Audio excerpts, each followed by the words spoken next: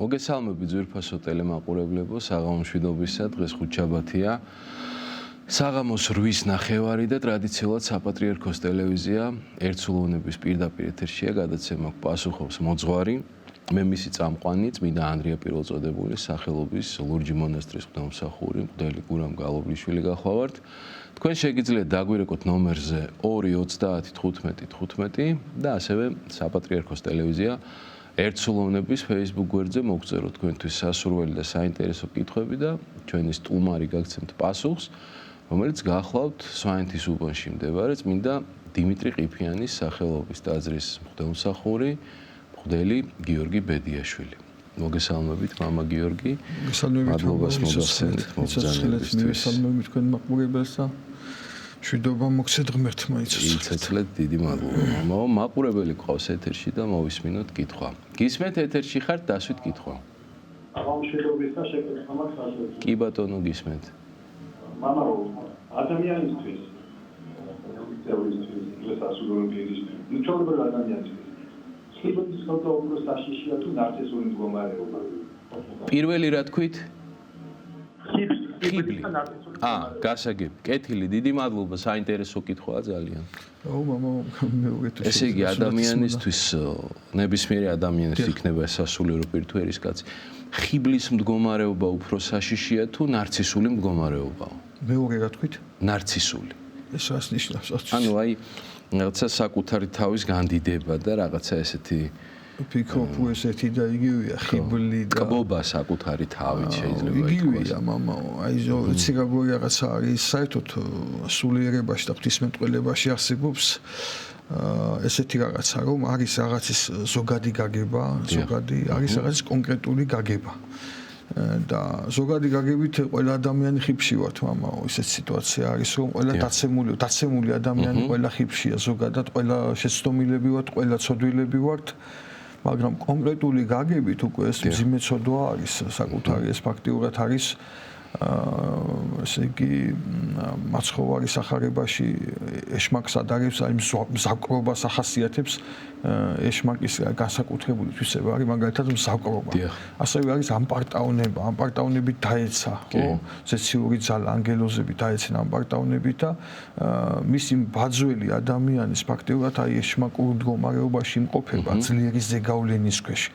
ესე იგი საკუთარი თავით კბობა ეს მართლა უმძიმესი ხიბლია და აქედან გამოსვლა ძალიან რთულია ადამიანის ერთადერთი შეცნობის წყარო საკუთარი თავისა და წინსვლა სულიერებაში არის მხოლოდ სიმდაბლეში. სიმდაბლით ვინც მოღვაწეობს, მხოლოდ მას აქვს ესე ვთქვათ სულიერი წინსვლა და სწორი მიმართულებით მიდის ღვთისაკენ. მხოლოდ სიმდაბლის შემთხვევაში ნებისმიერი ღვაწლი სიმდაბლის გარდა, აი რაც სიმდაბლით არ აღესრულება, თუნდაც აზრის აშენება იყოს, თუნდაც ნებისმიერი სულიერი ცხოვრება, ნებისმიერი ასე ვთქვათ საფეხური სულიერი თუ ასე შემდეგ იერარქიული სიმდაბლის გარეშე ყველა ხიბლშია პიროვნულად და არის ძალიან რთული მდგომარეობა და სიმდაბლით უნდა გამოვიდეს ამ მდგომარეობა, დაიმდაბლოს თავი ადამიანი. კეთილი, ესეთი კითხვა არის Facebook-ში, მარიამი გვწერს, რატომ აქვს დიპლომატიასთან, ანუ საერთაშორისო ურთიერთობებთან ნეგატიური დამოკიდებულება ზოგიერთ სასულიერო პირსო? იცოცხლეს მარიამი, იცოცხლეთ არ ვიცი რას გულისხმობს, არც გამიგია ვის აქვს რაღაცა საერთაშორისო ურთიერთობებთან ან ამაში რა იგულისხმება კონკრეტულად საერთაშორისო ურთიერთობებში. ურთიერთობა ნებისმიერი შეიძლება სწორი, წმინდა, გულწრფელი, სიყვარულით ნასაზრდოები, უფლისმიერი და რაც სიკეთეს ემსახურება. ნებისმიერი ურთიერთობა ნაკურთხია ესე ვთქვათ, სიყვარულითა და სიწმინდით ნასაზრდოები და უფლისმიერი მცნებით შესრულებული საერთაშორისო დიპლომატია იქნება, ცოლქური ცხოვრება იქნება, რაღაცა მეზობელთან ურთიერთობა, ნათესავთან თუ ნებისმიერ ადამიანთან თუ ნებისმიერ ეუბნების ადამიანთან ურთიერთობა ნაკურთხია ეს სწორად. კეთილი. არ ვიცი ამას დაეკონკრეტებია უკეთესი იქნებოდა, რას გულისხმობდა ამაში რა ვინმე. კი ბატონო. დიტო გწერს გთხოვთ განგვიმარტოთ სახარებიდან ასეთი რამ. ვინც ცდილობს თავისი სული შეინარჩუნოს, დაღუპავს მას, ხოლო ვინც დაღუპავს თავის სულს, შეინარჩუნებს მას. რა იგულისხმება ამაშიო? ხო, იცოცხლე თითო რა ახაროს ღმერთმა მე მად ცოტა სხვაგვარად არის ნათქვამი, ცოტა სხვაგვარად წერია. რომელმან განარინოს სულისთვის იმან წარიწმინდოს და რომელმან წარიწმინდოს სულისთვის ჩემთვის გინდა სახარებისათვის უფალნაცხოვნოს იგი უფალი ამბობს. აი ძველ ქართულად რო ვთქვათ, ეს პერიფრაზი ესეთია. და რას ამბობს უფალი? ანუ ვინც სულიერ ცხოვრებას არ შეუდგება და ამას მოერიდება, ესე ვთქვათ. ვინც სულიერ ჯვარს მოერიდება და არ აღიღებს, ხომ? სხვაგან ამბობს უფალი სახარებაში, რომ არ აღიღოს ჯვარის არაშემომიდგ ის ჩემი ღირსი არ არის. და ჯვარი უნდა აღიღოთ პირველ რიგში და უარყოთ თავითვისი. აი სხვაგანაც ამბობს სხვა პერიფრას უფალი, რომ ვისაც უნდა შემოდგომა ჩემ და უარყავ თავითვისი, აღიღოს ჯვარი და შემომიდგეს მე. და პირველ რიგში არის ზუსტად ეს თავის უარყოფა.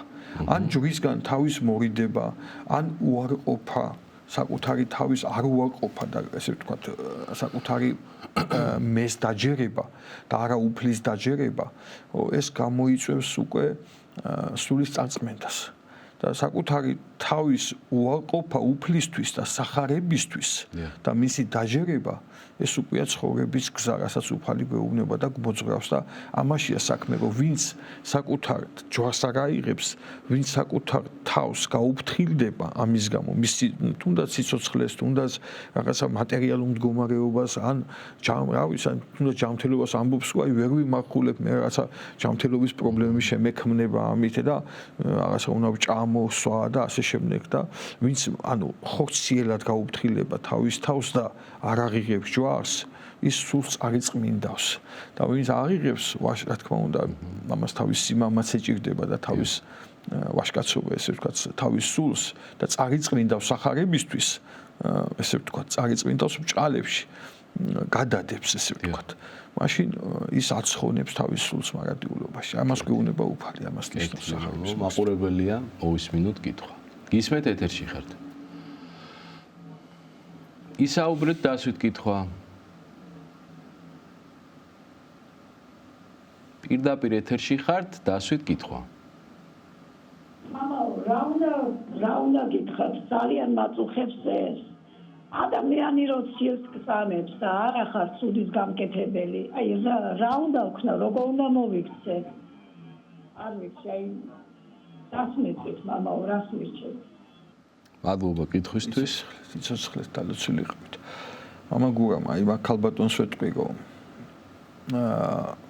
ეხლა ზოგს აქვს წარმოდგენა ესეთი აი ქრისტიანულ ცხოვრებაში, რომ თუ იulis ტაძარში თუ იცხოვრებს სულიერად, თუ შეუდგება ამ გზას სულიერს, რაღაცა კარგად იქნება, ყველაფერი კარგად იქნება მის გარშემო და ეს არასწორი წარმოდგენა არის. პირიქით ადამიანმა, ვინც უფალს შეუდგება, უნდა იყოს მზად იმისთვის, რომ მას ცილისწამებაც ექნება ცხოვრებაში, დევნაც ექნება, ყვედრებაც ექნება, დაუფასებლობაც ექნება, რას ეუბნება უფალი პეტრეს, როცა ეუბნება, რომ ჩვენ გვინდაო, რომ შენ მარჯვენით ვიყოთო, ერთი მარცხენით, ერთი მარჯვენითო. პეტრებს კი არ მეგონი იაკობის და დედა ეუბნება, რომ ჩემი შვილებიო იყოსო, ერთი მარჯვენით, ერთი მარცხენითო შენსაო და უფალი ეუბნება, რომ სასუმელი, რომელსაც მევსვავ, შეუძლია თუ შესმა, თუ შეგიძლია თუ მოციქულებს ეუბნება,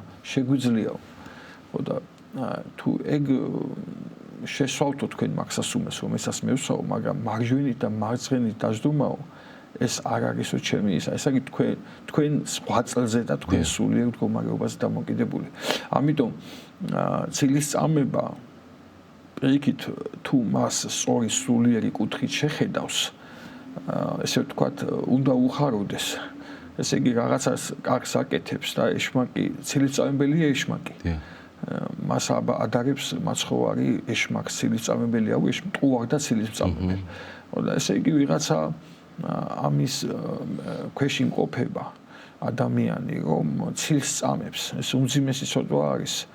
არ იმართლოს თავი, ესე ვთქვათ, ღმერთის ნებას მიენდოს. ილოცოს იმ ადამიანისთვის, უგზელად მიიღოს ეს სილისწავება, თუ დაითმეს, რა თქმა უნდა, კარგია. ეხლა მე ზუსტად ვერ ვეტყვი, რომ არიქა დაითმინე თქვენ ეს სილისწავება, იმიტომ რთული დასათმენია, როცა უსამართლოდ რაღაცა სილისწავებენ, მაგრამ უამრავი წმინდა მამის ცხოვრება არის და წაიკითხოს ეს ცხოვრება და გაძლიერდება, გამხნევდება, უამრავ სწამლებდეთ სილს და დევნით და ესე ივანე ოქროპირის ცხოვრება წაიკითხოს წმინდა ივანე ოქროპირის ნებისმიერი წმინდა მამის 1000 ტყუილს აბრალებდნენ, სილს წამებდნენ და ეს ჩვენი გზა არის ქრისტიანების საერთოდ და ამით უნდა გავიზარდოთ სულიერად. მივეჩვიოთ, აბა ეხლა ჩვენ სულიერ კომფორტს ვითხოვთ. ადამიანები და გონია რომ აი კარგად უნდა ვიყოთ, არავინ ცილი არ უნდა გვწამოს, არავინ რაღაცა ცუდი არ უნდა თქვას ჩვენზე. როგორ გავიზრდებით სულიერად? ვერ გავიზრდებით. რა თქმა უნდა, ასეა. ამიტომ ამას შეხედოს სწორი თვალით, სულიერი თვალით შეხედოს და დამშვიდდება. კი ბატონო. მაყურებელია კვლავ სამწუხაროდ გაითიშა. Facebook კითხვებში გავაგრძელოთ მაშინ. ესეთი კითხვა. შეგიძლიათ მორმონებზე რომ ისაუბროთო? ანუ ეს მორმონები, ეს არის მე-19 საუკუნეში წარმოქმნილი მიმდინარეობა არის, როგორც ხვდები, იესო ქრისტეს უკანასკნელი დღეების დროინდელ წმინდანებზე და მათი გადმოცემები. ზუსტად მეც არ ვარ ამ საკითხში კარგად გარკვეული. მაგრამ მე ხა თქვენ აქ იმყოფებით ტელევიზიაში და უამრავი მამის აზრი მოგისმენიათ, ესე თქვა და უამრავი კითხვა და რაღაცა უცნაურ სიტყვებს ხმარობენ, არც გამიგია ხა მორმონები, არ გამიგია ნამდვილად. მორმონები, რა ვიცი, მე-19 საუკუნის მიმდინარეობა მაცხოვრის უკანასკნელი დღეების დროინდელი წმინდანების შესახებ და აი მათი ეს უკანასკნელს იქნებიან წმინდანები და გამორჩეულ წმინდანებზეა საუბარი. ესეთი რომელმაც შექმნა ეს მიმდინარეობა და დანარჩენი არ ვიცი ხა არ ვარ ჩახედული ამ საკითხში ნამდვილად აი ზოგადად ეს შემიძლია ორიოდე სიტყვით თქვა. კეთილი გავაგრძელოთ ჩვენი კითხვები. ესეთი კითხვა თუ შეიძლება განგვიმარტოთ იგავი ორგულ მნეზეო. შეაქო ბატონმა უსამართლო მნე, ხერხიანად რომ მოიქცა. რადგან ამ სოფლის ძენი ნათლის შვილებზე მოხერხებულნი არიან თავიანთ მოდგმაში. და მეც გეუბნებით თქვენ, შეიძინეთ მეგობრები უსამართლობის მამონისგან, რომ როცა გაღარიბდებით, მიგიღონ საუკუნო სავანეშიო. ცოტა ესე ვთქვათ, მანდაც არასწორად არის გადმოცემული, მაგრამ აზრი, იმიტომ რომ უფალი მათ სიბრძნეზე მიგვითითებს ჩვენ და რომ არ ვიყოთ ესე ვთქვათ, როგორ გითხრათ, აი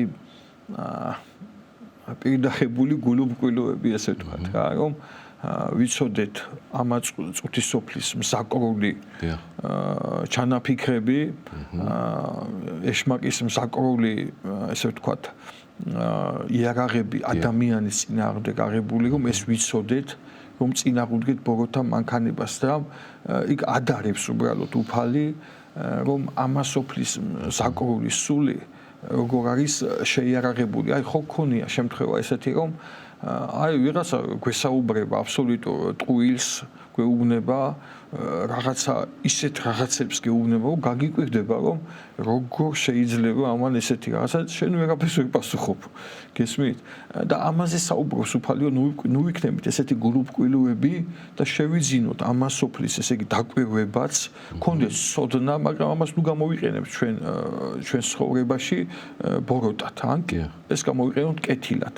ესე ვთქვათ, მტრისენა ვისწავლოთ და მათგან აი გველსაც ხო ადარებს. იყავით უმანკოვით ასატყედი და ბრძენი ვითარცა გველი. გველი ესე ვთქვათ, არასწორად არის ბიბლიაში ხო, ანუ არ არის დადებითად წარმოდგენილი გველი, მაგრამ უფალი გვეუბნება, რომ ისეთი ვიყოთ იმ საკითხში. ანუ სიბრძნეში რაღაც გამოიყენა მან, რომ ადამიანი ეცდუნებინა. ანუ რაღაც ისეთ გზას მიმართა, გონიულ გზას, რომ მას დაანახა სიტუაცია. ამიტომ ჩვენც ოღონდ არასწორად გამოიყენა მან. და ჩვენ გამოვიყენოთ ეს სწორად. აი მაგალითად პავლე მოციქულმა გამოიყენა ძალიან სწორად ერთგან ესეთი ხედვა, რომ აი მივიდა ერთ-ერთ ადგილზე, როდესაც ქადაგებდა და აქ იყვნენ რა თქმა უნდა კერპები. ბევრი კერპი იყო, ესე კერპები იყო დადგმული და ეს ხალხი წარმოგიდგენიათ კერპთან ყვანისმცემლობა იყო რა რთული მდგომარეობა იყო სულიერად მათში.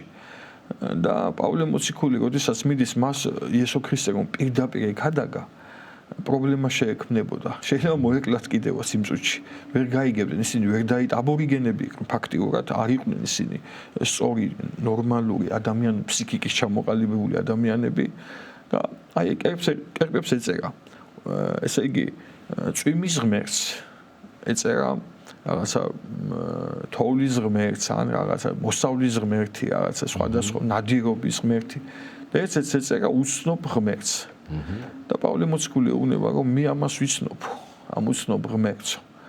და ყველა მოესია ესე ვთქვათ და აბა გითხარით რას იცნობ და უკადაგა იესო ქრისტეს, უცნობი ღმერთია იესო ქრისტე, რომელსაც თქვენ არ იცნობთ და აი გამოიყენა მან, ანუ ნახეთ აი მიწიერი რაღაცა ის ჩართო იმაში რომ სწორად გამოიყენა, მაგრამ მათ ქრისტე უკადაგა. აი ამაზეა საუბარი მათ სახარებაში. ნატალია გვწერს ასეთ კითხვას, ნოეს დროინდელი კაცობრიობა გამოუხსნელ ჯოჯოხეთშიაო? არა, მაგას ვერ ვიტყვი ჩვენ გამოუხსნელ ჯოჯოხეთშია, იმიტომ რომ ჩვენ ვიცით რომ აქ თათასულები უფალმა ამოიყვანა ჯოჯოხეთიდან, როცა განკაცდა, მანამდე იყო, რა თქმა უნდა, გამოხსნა არ იყო. სანამ მაცხოვარი არ განკაცა, საფრთხო სისხლი უნდა დაღვრილიყო, ანუ ღმერთი უნდა განკაცებულიყო, ეს იყო ნაწინასაღმეტყველება, მთელი ძველი აღთქმის წინასაღმეტყველება, 16-ვე წინასაღმეტყველი ამაზე იყო საუბარი და მთელ ფსალმუნებშია წინასაღმეტყველება მაცხოვრის განკაცებაზე და მოლოდინი იყო მაცხოვრისა. და უფალი როცა მოვიდა და უსისხლო თავი მიცა მსხვერპლად და დაგვიდგინა უსისხლო მსხვერპლ შეწირვა, მოხდა კაცობრიობის გამოხსნა. ჩავიდა ჯოჯოხეთში მაცხოვარი და წარმოტყვენა ჯოჯოხეთი. სამგვარი ესე ვთქვათ, აზრი არსებობს წმინდა მამათა ამ საკითხზე. ერთნი ამბობენ და ეს აზრი ფაქტიურად შეწყნარებული არ არის ეკლესიის მიერ. ამბობენ ესეთი აზრი იყო, რომ ყველა ამოიყვანა ჯოჯოხეთიდან. რაც ფაქტიურად ეკლესიის მიერ შეწყნარებული არ არის და წმინდა მამათა მიერ შემდეგ კრებებს. არის მეორე აზრი, რომ მხოლოდ მართალთა სულები ამოიყვანა. მხოლოდ მართლები ამოიყვანა ამ ჯოჯოხეთიდან და ეს არის შეწყნარებული ეკლესიის მიერ, რომ მართალთა სულები ვინც ელოდებოდა და მესამე აზრია რო იქადაგა ვინაც ირწმუნა ისინიც ამოიყვანა. გესმით? იქ ვინაც ირწმუნა ჯოჯოხეთში. და უფრო ეს აზრია შეწყნარებული, როცა მართალთა სულები, ვინც სადაც მოლოდინი იყო მაცხოვრისა, რომ ის მოვიდოდა. ნოეს დროსაც პრინციპში მათ ცოტა ისეთი კითხვა არის, რომ ყველა ჯოჯოხეთში დაინთქა, ანუ ყველა ამოწყდა რის გამო, კაცობრიობა, სოდვის გამო და ნოე და მისი ოჯახი გადარჩა. ჩვენ ვიცით ზოგადი სწავლება, ეს კონკრეტულად ვერაფერს ვერ ვიტყვით ესე ვთქვათ. ზოგადი სწავლება ესეთია, რომ ნოეს ოჯახი გადარჩა და მხოლოდ ისინი იყვნენ წმინდა და ვინც კიდობაში იყო ის გადარჩა. დანარჩენი სოდვის გამო კაცობრიობა მოისრა, ესე ვთქვათ. და სავარაუდოდ ისინი შეიძლება არც იყვნენ გამოხსნილი, ვინც ესე ვთქვათ, სოდვით გარდაიცვალა და ის მაცხოვრის მოლოდინი არ ჰქონდათ. კეთილი. მარი გვწერს, როცა უიმედობა სასოწარკვეთილებაში ხარ, დადიხარ ტაძარში, ყავს მოძღვარი, მაგრამ მოწყინება სულ თან გდევსო, როცა უიმედობასა და სასოწარკვეთილებაში ხარო და ხო, მოძღვარიც ყავსო, ტაძარში დადიხარ, მაგრამ მაინც მოწყენილი ხარ.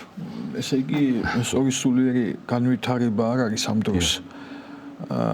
აი ზუსტად წერა თქვი, რომ ადამიანები ასა ბედნიერებას ველოდებით, ასა აქვს ველოდებით ამ ქვეყანაზე, რომ აი ტაძარშივით ყველა არავინ არ გარდაიცვლება, ყველაფერი კარგად იქნება. აი გესმით, ეს დამოკიდე, ეს არის აბსოლუტურად არასწორი დამოკიდებულება. ამ გოგოს ურჩევ, რომ მან სწორი დამოკიდებულებით შეხედოს წმინდა წერის და სულიერ ცხოვრებას, რომ ჩვენი სიხარული არის მარადიულობაში. ჩვენ თუ გვწამს, ჩვენ ველოდებით მარადიულ სიხარულს. მე პირადად მაგათად აქ სიხარულს არ ველოდები. ესე იგი, რა სიხარულსაც ველოდებოდი უფალმა მაჩვენ არ ვაკაც არ მიხაროდეს. იმიტომ რომ ჩემი მთლიანი სასწორება იყოს მარადიულობაში და ყველა ადამიანის, ახლა რა თქმა უნდა, მე არ ვამბობ რაღაცა სულიერების მაღალ საფეხურზე ვარ და არიქა მთელი ჩემი სასწორება მარადიულობაზეა დამყარებული. აქაც ვიჩენთ ამ ესე ვთქვათ მიწიერ რაღაცა სისუსტეებს, რომ რაღაცა გვიხარია, აქაც გვიხარია მისვლა, მოსვლა, დაბადების დღე, ქორწილი, რაღაცა, მაგრამ ძირითადი სასწორება აზრობრივია სულიერი, უნდა ქონდეს ადამიანს მარადიულობაზე დამყარებული და იქ უნდა ეძებდეს სიხარულს. და აი დაკვირვების შედეგად ესეც არის რომ აქ ზოგჯერ ხომ უთქვამს ადამიანებს რომ აი აღარაფერი აღარ უხარიათ ამ ქვეყანაზე ისე ექნებათ აი განსასწრებელი იმიტომ არის ცხოვრებაში რომ მთლიანად ღმერთი შევიყვაროთ მთლიანად მარადიულობა შევიყვაროთ და ეს სოფელი მოვიძულოთ თავისი ბოროტებით თავისი უსამართლობით თავისი ესე მუხანათური დღეებით და შევიყვაროთ მთლიანად ქრისტე და მარადიულობა სადა არც კვილთაღჭენა არც სიძულვილია არც ტირილია არის მარადიული სიხარული ამიტომ ამ გოგონას ურჩევ რომ კარგად დაფიქრდეს თავის სულიერ მდგომარეობაზე გამოიძიოს აღსარება თქვას აი არასწორმა აღსარებმაც იცის ეგეთი რაღაცა რომ აი ზედაპირულმა საუბარმა პირიქით ჩაუღმავდეს სულიერ ცხოვრება სახარება წაიკითხოს წმინდა მამათა ცხოვრება წაიკითხოს წმინდა დედათა ცხოვრება წაიკითხოს და ნახოს რომ მათ რა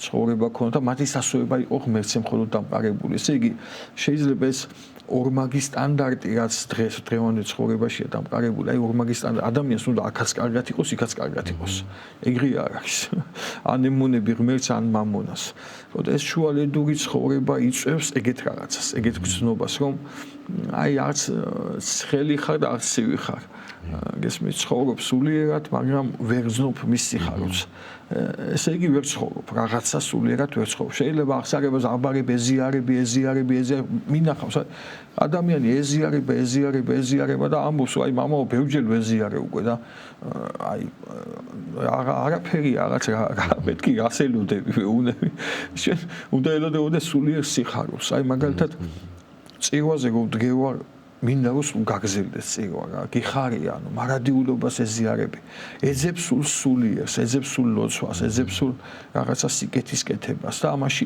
არის შენი სიხარული გესმის და აი ამაზეა დამოკიდებული და დაფიქრდეს კარგად თავის სულიერ ცხოვრებაზე და ღმერთზე დაამყაროს სიხარული და მარადიულობაში ციგეთ მორწმუნეობასთან გვაქვს საქმე ცოტა კი ბატონო გავაგრძელოთ ჩვენი კითხვები უჩაქვ წერს ადამიანმა უნდა არიდოს თუ არა თავი ისეთ ადამიანებს ვისგანაც შეიძლება საცდური მოდიოდესო თუნდაც ის მეგობარი იყოსო ის როგორ არის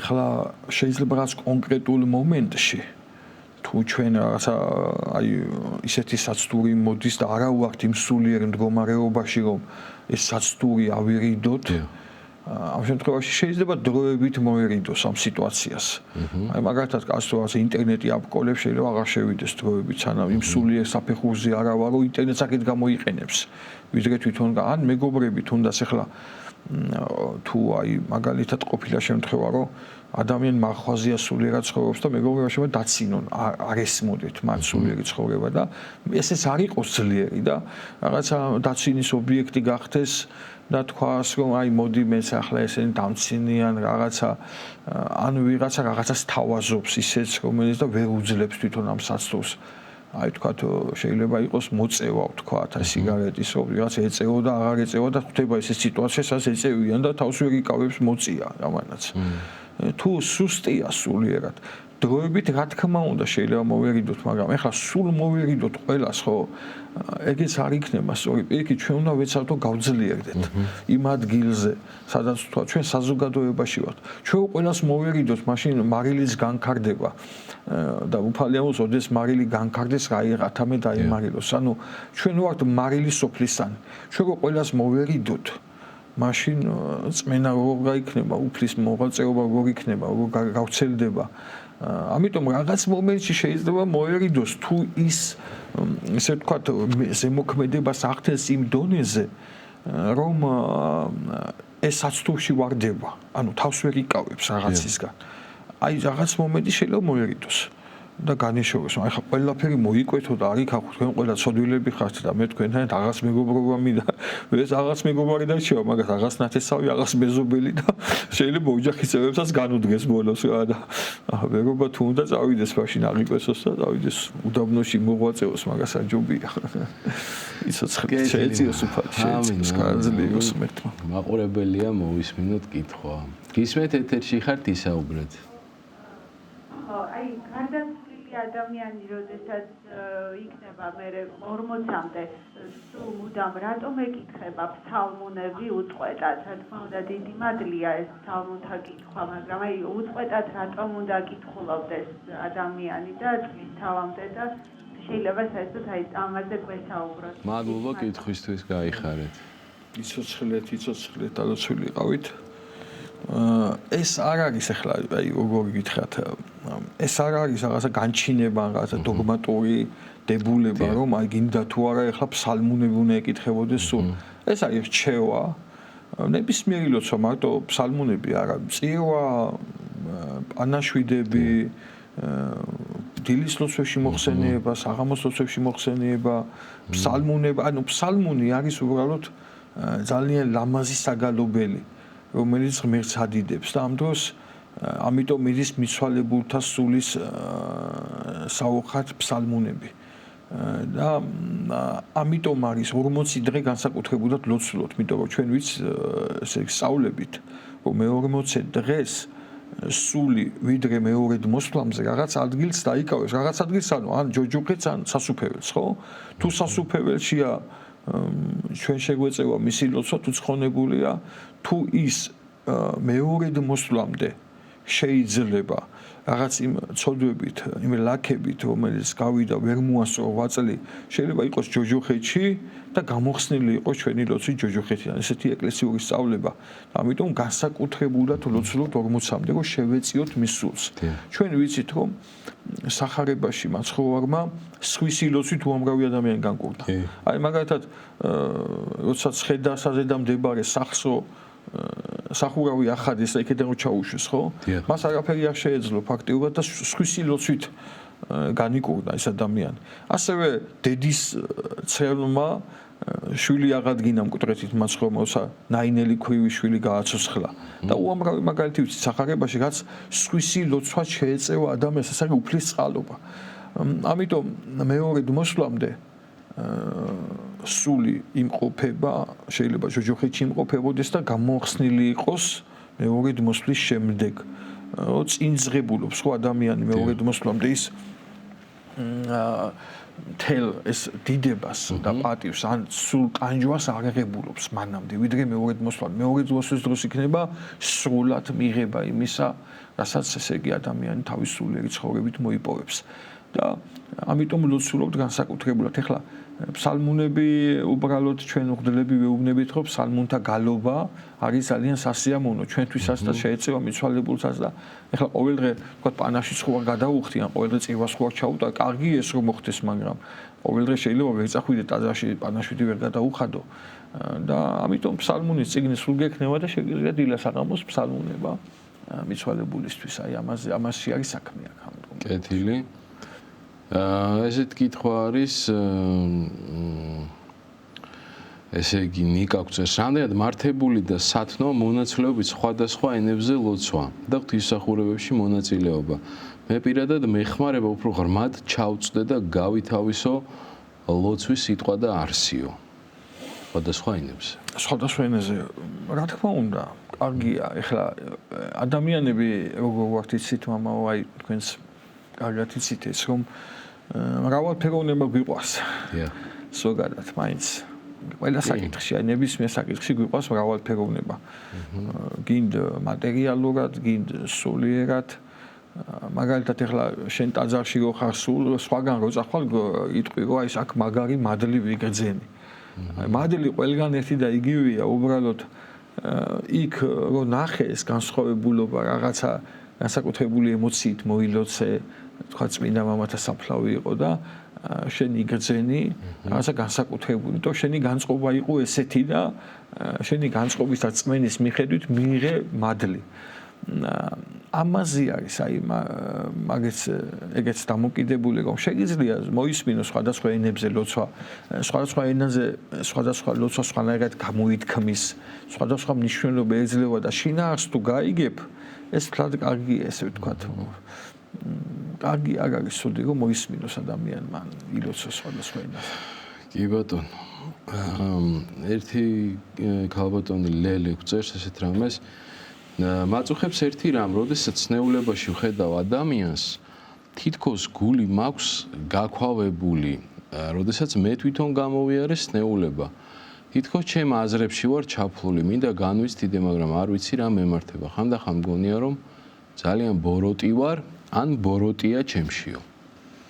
ანუ არ იცოდება, ანუ არ ვეხმარებიო და ვერ შევიგზნობ სხვის ტკივილს და სხვის. ესე იგი მაგაზე აქვს საუბარი, ხო?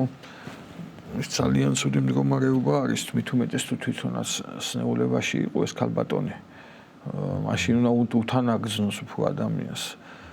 და ამას ყურადღება მიაქციოს პირიქით, თუ სადმე გაიგონებს, შეეცადოს მივიდეს, რაღაცა დაეხმაროს, თუნდაც ამოაყენოს ან რაღაცა აჭამოს, რაღაცა მიეძალოს უფრო ამ მდგომარეობას, რომ შეიბრალოს, რა ვიცი, ადამიანი როგორ უნდა გიბრალებოდეს, მე პირიქით მეგონა მეთქი ვყოლდებით, რომ ღვთის წინაშე რომ სნეულს ხედაო და თურმე გული ქონია გაქვავებული, ეს არ არის კარგი მდგომარეობა, პირიქით შეიბრალოს და შეეცადოს, რომ აიძულოს თავი. ჩვენც ხო ყველაფერშია თავს აიძულებთ ადამიან, უფალმა ხო გითხრა, ვინც აიძულოს თავი, მან სასუფეველი მიიტაცოს და შეიძლება რაღაცა არ გვინდოდეს, რაღაცას ვერიდებოდეთ და პირიქით არ უნდა მოვერიდოთ. უნდა მივიდეთ და ვივარჯიშოთ.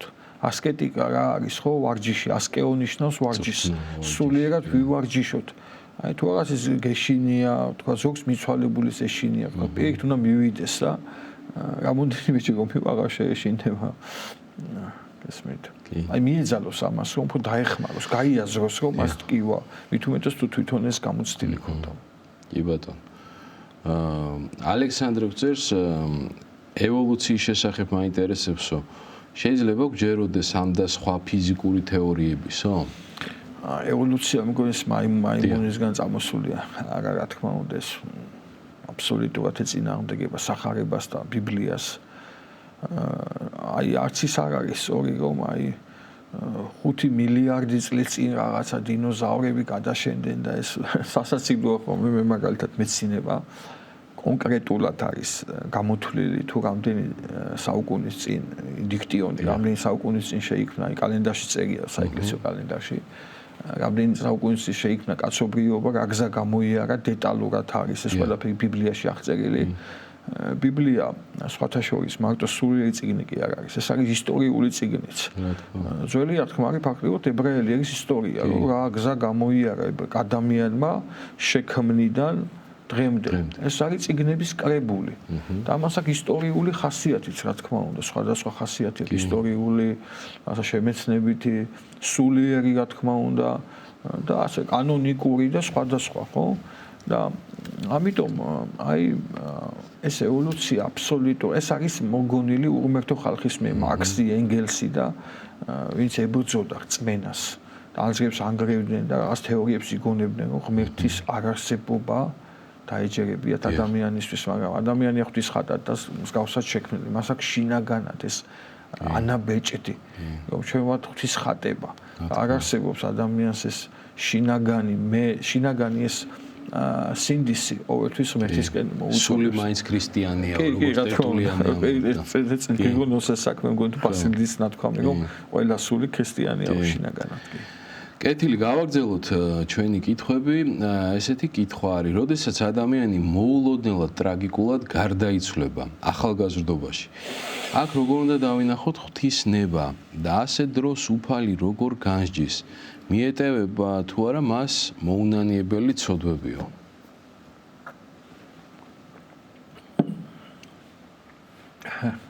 ცოტა ზოგადი შეკითხვა არის. საერთოდ ყველა შეკითხვა ძალიან ზოგადია და ამომწურავი პასუხის გაცემა ცოტა რთულია. მე შენდობას ვითხოვ, შეიძლება ყველას ვერ გავეცი ისეთი პასუხი, რომ ამომწურავად იმიტომ რომ ადამიანი ხო იცი სხვადასხვა კუთხით ფიქრობს, სხვადასხვა საკითხის მიმართ და ყველას ესე ვთქვათ ვერ გავცე, ვერ დავაკმაყოფილებ ყველას მდგომარეობას. ძალიან რთულია ახლა ეს სიმღერას აკითხე, ამაშები ტომები დაიწეროს წიგნების, აქ გააოსოს ტომეულება, ეს ოთახია წიგნებმა, მაგრამ რაც შემიძლია, აი ნებისმიერი ადამიანის გასვლა და შემოსვლა ამ ქვეყანაზე არის უფლის კანგებულება, უფლისდება. ეს არის საიდუმლო. ჩვენ ღმერთი გვიკრძალავს, საერთოდ მის საიდუმლოებებში ესე ვთქვათ, რაც დაფარულია ჩვენთვის, რაც არ უნდა ვიცოდეთ, იმის ადამის ეგრე არ დაეცა. ადამი დაეცა, ანუ ის ჭამა, რაც არ უნდა ეჭამა, რაც უფალმა უთხრა, ეს შენი საქმე არ არის. რა თქმა უნდა, მომავალში ამას გაიგებდა, მაგრამ მაშინ არ იყო ამის დრო. ჩვენ გარდავიცვლებით, ჩვენ ღვთისმეტყველას სწავლებით, ყველაფერს ვნახავთ, სასუფეველსაც ვნახავთ, ჯოჯოხეთსაც ვნახავთ, ზუსტ მდგომარეობებსაც გავიგებთ, როგორ ანაირად, მაგრამ ეხლა ჩვენთვის ბევრი რამე არის დაფარული. ამიტომ უფალი გვიგზავნოს იქ აი კითხაობა რატოა ცოდვა. კითხაობა იმიტომ არის ძალიან მძიმე ცოდვა დემონთან კავშირი, ანუ ჩვენ ვცდილობთ მომავლის გაგებას, რაც ჩვენ უფალმა არ გაგვიცხადა. აი მეორედ მოსვლის ჟამიც ხო? დაფარა უფალმა. იქ წერია რომ განა არ იცოდა წმინდა იოანე ოქროპირი ამბობს, როცა თქვა რომ არ ვიციო მე. განა არ იცოდა როგორ შეიძლება დაცოდო და ღმერთი იყო მაცხოვარი. მაგრამ იოანე ოქროპირი ამბობს დაფარა მოციქულებისგან ეს. იმიტომ დაფარა რომ მათთვის არ იყო საცნო რომ მას დაესახელებინა ეს დრო. გესმით? მან ამიტომ ზოგადი ნიშნები დაუსახელა. და ნებისმიერი ადამიანის გარდაცვალებაც თუ მოსვლა ამ ქვეყანად არის უფლის განგებულება, საიდუმლო განგებულება. მისი პიროვნებისა და უფლისა. ამიტომ ჩვენ ამაში ზედმეტი მჩხრეკელობა რომ რატო როგორ მიეტევა არ რა თქმა უნდა ყველა აღიარებული ცოდვა სინანულით, რასაც შენდობის ოსვა წაეკითხა, მიეტევება ჩვენ გვჯერა, ჩვენ გვწამსო მოგვეტევება, უფალი გვეუბნება მოგიტევებთ, ვინც აღიარებთ. ამის მაგალითი ჩვენ ვიცით ავაზაკი შევიდა პირველი სასუფეველში, რომ მან ღმერთი შეიცნო და შენდობა ითხოვა, ანუ აღსარება ესე წერია წიგნში ეს ლიტურგიკულ საკითხავებში, რომ რომელმან ავაზაკისა უკანასკნელი აღსარება შეიწირე. ხო და მე არ ვიცი ახლა კონკრეტულ ადამიანზე როგორი ინანა ღვთის წინაშე რა სინანულით გავიდა, როგორი სიყვარულით გავიდა, რა შემეცნებით გავიდა, ან როგორი უნანებლობით გავიდა და ზოგადად ჩვენ ამაში მშხრეკელობას უფალი გვიკრძალავს. არ არის ჩვენი სულისთვის სათნო, ამიტომ არის მკითხაობა ცოდვა. მკითხაობა რა არის? ადამიანს თუ გაიგოს მომავალი. ხო, რა ელოდება, ჩვენი ყოველი დღე არის უფალზე დამოკიდებული.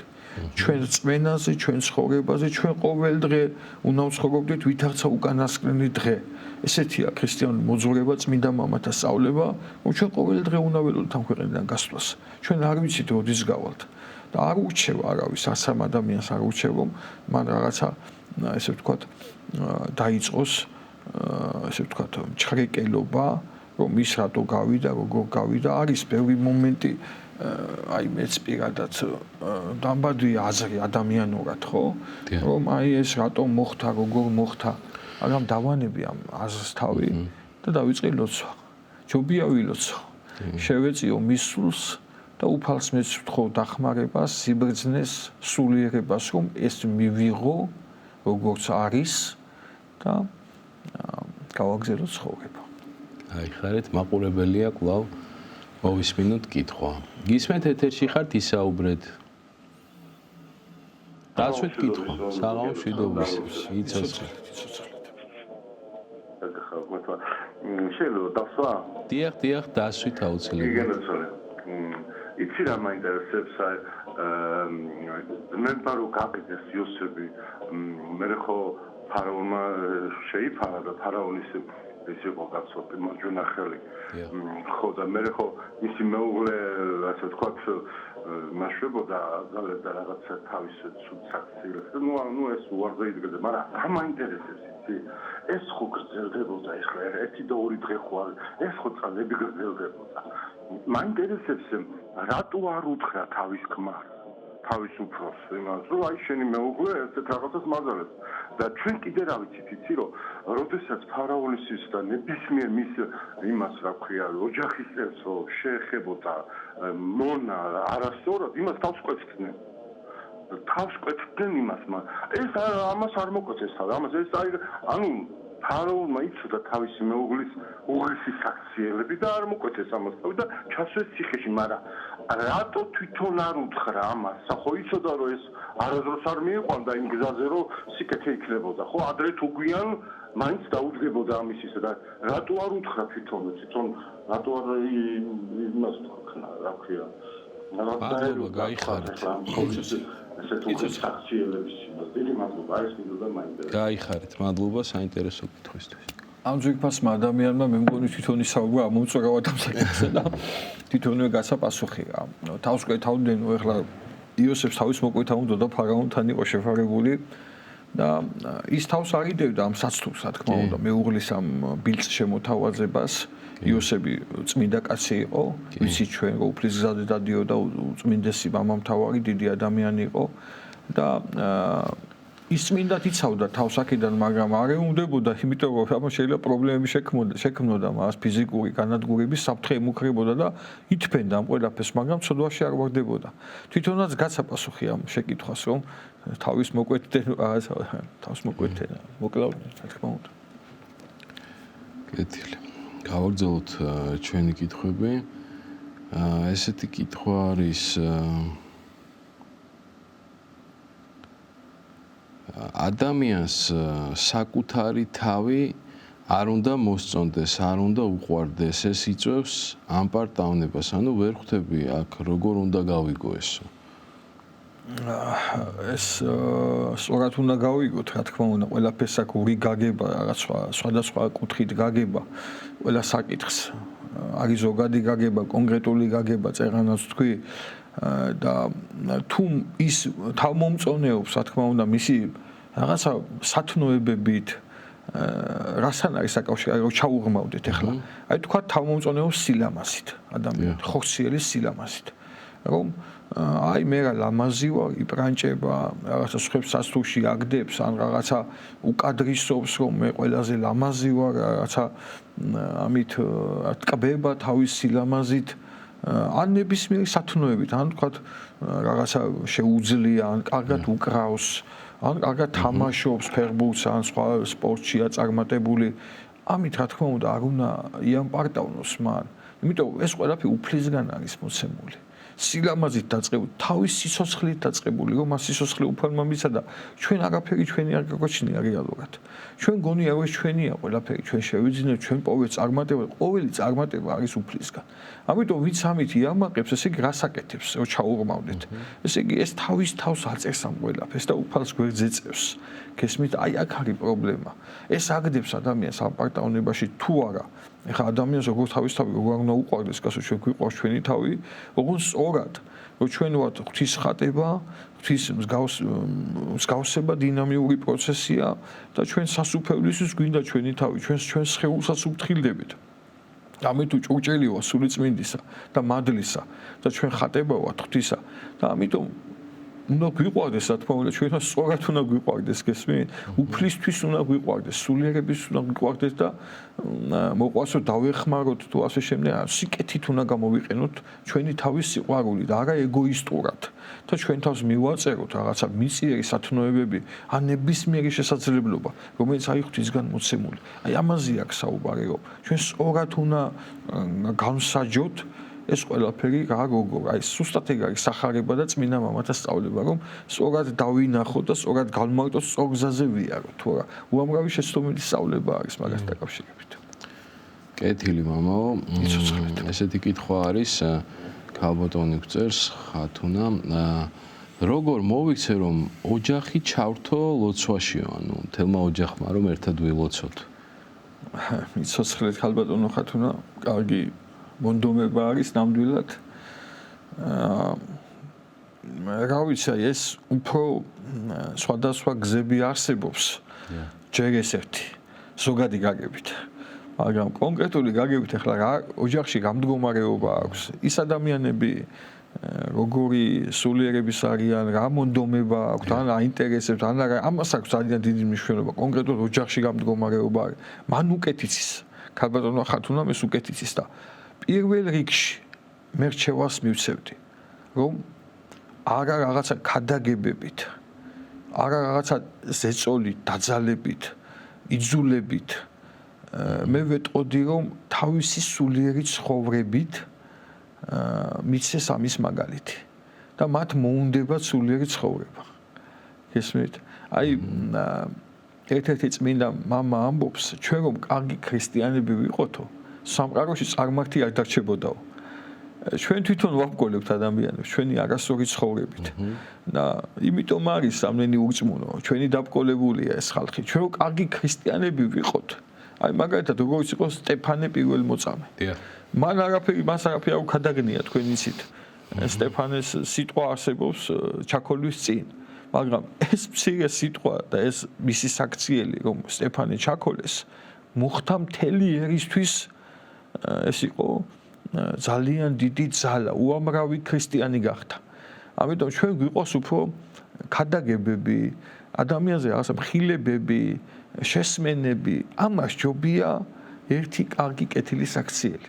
რომ ადამიანს უყვარდეთ ჩვენი პიროვნებით, ანუ ჩვენი ცხოვრებით შევაყვაროთ ქრისტიანობა. ჩვენ ვიყოთ მიმბაძავი უფლისა, რამე თუ პავლე მოციქული ამბობს მომბაძავ ჩემ დაიყვენით ვითარცამე ქრისტესა და ერთ-ერთი წმინდა მამა ამბობს მოიხვეჭე მცირედი სულიწმინდის მადლი და თქვენს გარშემო ათასობით ცხონდებიან. ერთი კარგი ქრისტიანული მაგალითი ჯობია 5 დღის ქადაგებას. კი ბატონო. ესე თქვა. კეთილია, ესეთი კითხვა არის. მარია, მიგწეს, რატომ წერია ბიბლიაში, რომ ღმერთმა ინანა ადამიანის შექმნაო? ეს არის ალეგორიული უფრო გადატანილი მნიშვნელობის, ანუ არსებობს წართქმითი და უკუთქმითი ღვთისმეტყველება. აპოფატიკური და კათაფატიკური. ანუ მოსე მაგალითად შევიდა წყდიადშიო, წერია და იქ წყდიადი არ იყო. იქ იყო ისეთი ნათელი, რომ აი რო ვეხედავ, ისეთ ნათელს შედიხარ, რომ ვერაფერს ვეხედავ, ანუ ჩვენ წყდიათად ვაასოცირებთ ამას. მაგალითად უფალზე არის რომ მოყავ ხელი მარჯვენა შენი, მოყავ ყური შენი ისმინე. უფალი ხა სულ ახსო ღმერთიო, ხო? მაცხოვარი განკაცდა და მას რა თქმა უნდა ყურიც აქვს ადამიანური ბუნება მიიღო მაცხოვარმა. მაგრამ ისე სულ აქვს ღმერთი. ყველგან ყოფია. გესმით და ჩვენ უბრალოდ ადამიანური ენით გარდმოგვეცა წმინდა წერილი, აი, რომ ჩვენ გავიგოთ ჩვენეულად, ესე ვთქვათ. ამიტომ არის ღვთისმეტყველებაში შედარებითი რაღაცეები, გესმით? ღმერთმა ინანა ნიშნავს, რომ ადამიანი დაეცა და არ გაამართლა ღვთის მოექცა ეშმაკის ზემოქმედების ქვეშ, სიყვარული, ღვთის სურვილი, რომ ის შექმნა მარადიული დიდებისთვის პატივი მიანიჭა. და სიყვარული მიცა, მარადიული ბედნიერება მიცა ადამიანს და ეს უარყო ადამიანმა და ფერქვეშ გათელა. ამიტომ იქ წერია, ჩვენ ხო რაღაცას რო გავაკეთებ და რაღაცას ხო ნანობთ, რომ აი რატო გავაკეთე ის ასე. აი აქ ადამიანური გაგებით არის თუ რა ღმერთთან მიმართებაში ნათქვამი, რომ ჩვენ გაგვეგო, რომ ღმერთს რაღაცა არ მოეწონა. ანუ ადამიანი რო ინანებს, ეგეთი გამოთქმა არის. კი ბატონო. რას ნიშნავს გემოთ მოყვარეობაო? ტარიელი უწევს. გემოთ მოყვარეობა არის ესა ბევრი საჭვენია და ყველაფერს მარტივად რო თქვა ესე თქვა რომ ცოტა იუმორიც რო შეურიოთ. გემოთ მოყვარეობა არის აი ჩვენი სხეული საერთოდ სული უნდა ბატონობდეს. ეს არის ადამიანის სულიერი წინსვლა. დამზადება სასუფევლისთვის, რომ სხეული საერთოდ არის ვნებებით მოცული. როცა სხეული დანაყრებულია, როცა აი მახვარისთვის არის, ხო? რომ სხეული დავაუძლუროთ და სულიერმა იბატონოს მას იმძლავროს, ესე ვთქვათ. თუ სხეული ესე ვთქვათ ვნებებით არის ავსი კაი ნასოვ ნაჭამი და კარგი ჯამრთელი აგი ესე ვთქვათ ჯამთელი უნდა იყოს ახლა ჯამთელობა ჩვენ არ უარყოფთ, მაგრამ აი ესე ვთქვათ სისხლი აჩქარებული, კარგად დანაყრებული ხო და ლოცვაზე წახვალ ესე ვთქვათ. ვერ ილოცებ, აი არ ეწევა ფიქრები, ბრძოლები, 1000 გამნება შემოვა დაძინება მოგინდება, წამოწოლა მოგინდება, აი ნებისმიერ გამოცდის ამას. ლოცვ ვერ ლოცულობ, აი ნაჭამ ნასვამი ვერ ლოცულობ, ვერ ჩრომობ ნორმალურად ასე შემდეგ. ამიტომ ყველაფერს ჭირდება ზომიერება. ზომიერი ჭამა. უფალია მეტო ამბობს, აი მამაო ჩვენო საუფლოსოში პური ჩვენი არსობისა მოგვეჩვენა, არა ზღომისა, ნაყროვანებისა და განსხრომისა, ხო? მოგვეცი პური ჩვენი არსობისა, რომ შევჭამოთ და რაც საჭიროა, დაუნაყრდეთ და იმის მეტს აღარ შევჭამთ. აი მაგალითად ახლა სუფრებზე არის ზოგადად აი რესტორნებში ახლა ეს მოიტანეს, მე მწვავც მოიტანენ, მე ხაშლამა რაღაცა და ადამიანები ვჭამთ ყველაფერს, ესე ვთქვა. აი ეს არის ნაყროვანება. გემოთ მოყარეობა, გემოთ მოყარეობას მოსდევს ნაყროვანება. ეს არის გემოთ მოყარეობა, სასატკბილობა, როცა ყველაფრის ჭამა და გასინჯვა გინდა. ეს არ უნდა იყოს, აი უნდა დაჯერდე იმას რეალურად, რაც არის მცირედი, რომ შენ დანაყრდე და არა რაღაცა ამით შენ სიამოვნება მიიღო ჭამით. აი ეგ არის გემოთ მოყარეობა. კეთილი, ალექსანდრე გძერს, რა მსახურებას ასრულებენ იპოდიაკნებიო? იპოდიაკონი? იპოდიაკონი ეს დღეს არის სხვაგვარი, ესე ვთქვათ, იპოდიაკონი ნიშნავს კერძო დიაკონს. რომელიც ეპისკოპოსს დაყვება, პატრიარქს დაყვება, თუ ჩვეულებრივ დიაკონის მსახურებას ასრულებენ და ისინი არიან უბრალოდ მსახურებაში შეიძლება იყოს უპირატესები იმ კუთხით, თუ ეპისკოპოსის პირადი დიაკონია, კერძო დიაკონია, რომელიც სულ მას დაყვება ყველა მსახურებაზე, აი ეს არის. ჩვეულებრივ დიაკონია, იპოდიაკონი. ბატონო, როგორც ვიცი, უფალი აცხონებს იმას, ვისაც სინანული და მისდამი სიყვარული გააჩნია. ასევე ცხოვრობს წესიერად. მაინტერესებს პავლე რატომ აქცია, ანუ რატომ გადაარჩინა ის ხომ დაუნდობლად კლავდა და თავს ესხმოდა ქრისტიანებს. გამოდის საერთოდ აცთენილი ადამიანი გადაარჩინა. მას რატომ ხდება ისეთი ადამიანების ჯოჯოხეთში მოხვედრა, გულისხმობით თვითკვლელია და ასე შემდეგ. რატომ სანამ ამ სიკვდილის ცოდვას ჩაიდენ და რატო არ გამოეცხადა როგორც სავლეს და არ ეტყვის რასაკეთებო? ანუ რატომ არ შეაჩერებს ღმერთი მათო? იცოცხლეთ, დალოცვილი იყავით, აი ნამდვილად ესე ვთქვათ,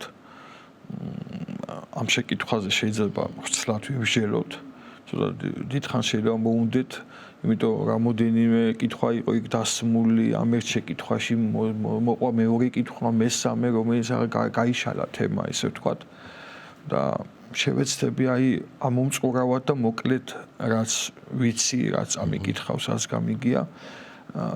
ესე იგი, როგორ არის ისეთ ადამიანი ღმერთი ყველა ადამიანის სულს და გულს უყურებს. გესმით? აი თავარია გულწრფელობა. ღმერთი აქცევს ძალიან დიდ მნიშვნელობას გულწრფელობას. აი შეიძლება იყოს სექტანტი. აი თქვათ რაღაცის გამო და იმის თქმა მინდა რომ ყველა ადამიანია ინდივიდი. ყველა ადამიანის ცხოვრება განიხილება ღვთის წინაშე ინდივიდუალურად. არ შეიძლება თავის შეადაგოს რატო ეს ასე ის ისე.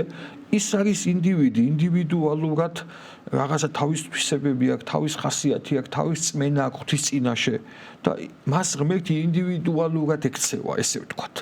და გეტყვით ახლა როგორ ხდება ეს ამბავი, ეს სავლეს ამბავი და პავლეს ამბავი.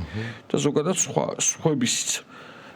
პავლე მოციქული ფარისეველთა წარმომადგენელი სექტის, ესე ვთქვათ, ძველი აღთქმის სტოიკოსის ფარისეველთა ჯულის მეცნიერები იყვნენ და რა იწერება მასზე, რომ პავლე მოციქული იყო გულწრფელი. ანუ ეს არ იყო, აი მაგალითად დღეს იაღოველთა სექტა როა ეგრეთ წოდებული იაღოვლები, რასელისტები, ჩვენ ხო ყველამ ვიცით, თუ ეგენი ფინანსებიან ჩვეულებრივად, საზღვარგარეთიდან თუ სხვადასხვა სექტორებიდან, ფინანსებია იქ 95 შეიძლება მეტიც, არ ვიცი, ზუსტად ვერ ვიტყვი, იციან, რომ ისინი ფინანსდებიან, ეს არის მათი რაღაც სამსახური, რომელსაც ფულს ღებულობენ. ისინი შეიძლება შეცდომილი გზაზე არიან. იქ გულწრფელად არავინ არ არის, ესე ვთქვათ, მისული.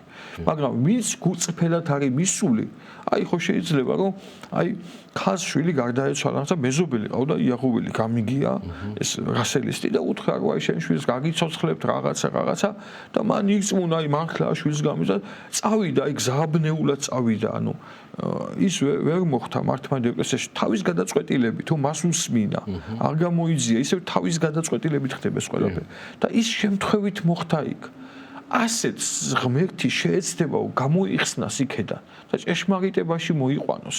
გაწერია, უფალს ნებავს ყოველთა კაცთა ცხოვრება და მეცნიერებასა ჭეშმარიტებისასა მოსვლა. აი ეს სიტყვები ძალიან მნიშვნელოვანი. ყველა ადამიანის ხონება უნდა და მეცნიერებასა ჭეშმარიტებისასა მოსვლა. ჭეშმარიტება არის ერთი. ერთ არის ღმერთი, ერთ არის ჭეშმარიტება, ერთ არის ნათლისღება. პავლე მოციქული ამბობს. რა შეეხება პავლეს?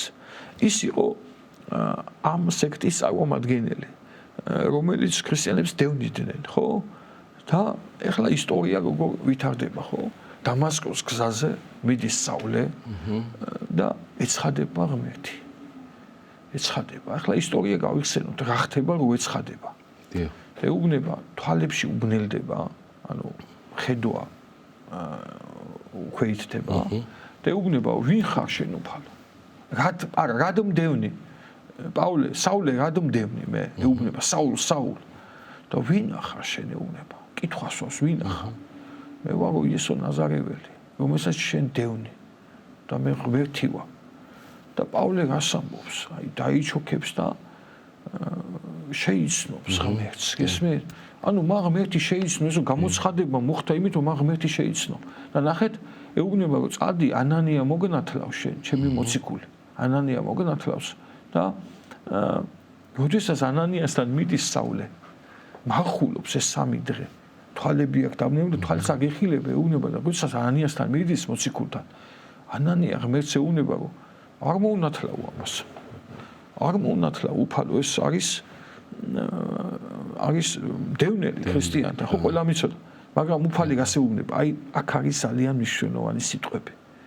მე რასაც გეუბნებიო მონათლეო, რამე თუ მე ჭური რჩეული მიპოვიეს. აი ამას ეუბნება მაცხოვარი ანანიას და მე მონათლავს. უფალი უდასტურებს, რომ მე ჭური რჩეული მიპოვიეს. ანუ აქ არის ყველაფერი, რომ ადამიანი შინაგანს ხედავს ღმერთი. მან იცოდა, რომ ის იყო შეცდომილი საულე და იყო გულწრფელი თავის არწმუნოებაში. გესმით, უბრალოდ მან ჭეშმარიტება ვერ შეიცნო. ჭეშმარიტება ვერ არ იცოდა და იცოდა იქ სადაც გაიზარდა, თქვა ფარისევლებს და დედა ესეთი ყავდა, მამა ესეთი ყავდა და თვითონაც ეს იყო, მაგრამ როცა ამის ჟამი დაუდგა, ხო, რომ მოქცეულიყო, ეს იყო მთლიანად ღმერთის განგებულება.